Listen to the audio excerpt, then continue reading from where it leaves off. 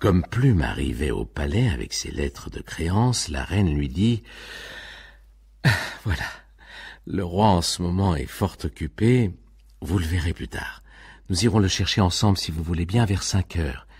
Sa Majesté aime beaucoup les Danois. Sa Majesté vous recevra bien volontiers. Vous pourriez peut-être un peu vous promener avec moi en attendant ? Comme le palais est très grand, j'ai toujours peur de m'y perdre et de me trouver tout à coup devant les cuisines, alors vous comprenez, pour une reine, ce serait tellement ridicule. Nous allons aller par ici. Je connais bien le chemin. Voici ma chambre à coucher. » Et ils entrent dans la chambre à coucher. « Comme nous avons 2 bonnes heures devant nous, vous pourriez peut-être me faire un peu la lecture. Mais ici, je n'ai pas grand-chose d'intéressant. Peut-être jouez-vous aux cartes ? Mais je vous avouerai que moi, je perds tout de suite. De toute façon, ne restez pas debout, c'est fatigant. Assis, on s'ennuie bientôt, alors on pourrait peut-être s'étendre sur ce divan ? » Et ils s'étendent sur le divan. Mais elle se relève bientôt. Ah, dans cette chambre, il règne toujours une chaleur insupportable. Si vous vouliez m'aider à me déshabiller, vous me feriez plaisir. Après, on pourra parler comme il faut. Je voudrais tant avoir quelques renseignements sur le Danemark. Cette robe, du reste, s'enlève si facilement, je me demande comment je reste habillé toute la journée. Cette robe s'enlève sans qu'on s'en rende compte. Vous voyez, je lève les bras, et maintenant, un enfant la tirerait à lui. Naturellement, je ne le laisserai pas faire. Je les aime beaucoup, mais on jase tellement dans un palais. Et puis, les enfants, ça égare tout. Et Plume la déshabille. « Mais vous, écoutez, ne restez pas comme ça. Se tenir tout habillé dans une chambre, ça fait très guindé. Et puis, je ne peux vous voir ainsi. Il me semble que vous allez sortir et me laisser seul dans ce palais qui est tellement vaste. » Et Plume se déshabille. Ensuite, il se couche en chemise.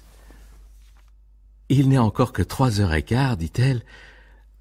En savez-vous vraiment autant sur le Danemark que vous puissiez m'en parler pendant 1h03 ? Je ne serai pas si exigeante. Je comprends que cela serait très difficile. Je vous accorde encore quelque temps pour la réflexion. Et tenez, en attendant, comme vous êtes ici, je vais vous montrer quelque chose qui m'intrigue beaucoup. Je serais curieuse de savoir ce qu'un Danois en pensera. J'ai ici, voyez, sous le sein droit, 3 petits signes. Non pas 3, 2 petits et un grand. Voyez le grand, il a presque l'air de... Cela est bizarre en vérité, n'est-ce pas ? Et voyez le sein gauche, rien, tout blanc. Écoutez, dites-moi quelque chose, mais examinez bien d'abord, bien à votre aise. Et voilà Plume qui examine. Il touche, il tâte avec des doigts peu sûrs, et la recherche des réalités le fait trembler, et ils font et refont leur trajet incurvé. Et Plume réfléchit. « Vous vous demandez, je vois, dit la reine, après quelques instants, je vois maintenant que vous vous y connaissez, vous voudriez savoir si je n'en ai pas un autre ? » ?»« Non, dit-elle. » Et elle devient toute confuse, toute rouge. « Et maintenant, parlez-moi du Danemark.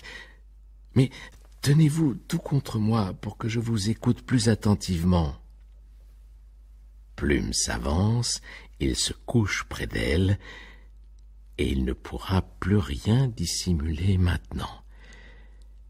Et en effet, « Écoutez, dit-elle, je vous croyais plus de respect pour la reine, mais enfin, puisque vous en êtes là, je ne voudrais pas que cela nous empêchât dans la suite de nous entretenir du Danemark. » Et la reine l'attire à elle. « Et caressez-moi sur tous les jambes, disait-elle, sinon je risque tout de suite d'être distraite, et je ne sais plus pourquoi je me suis couchée. » C'est alors que le roi entra.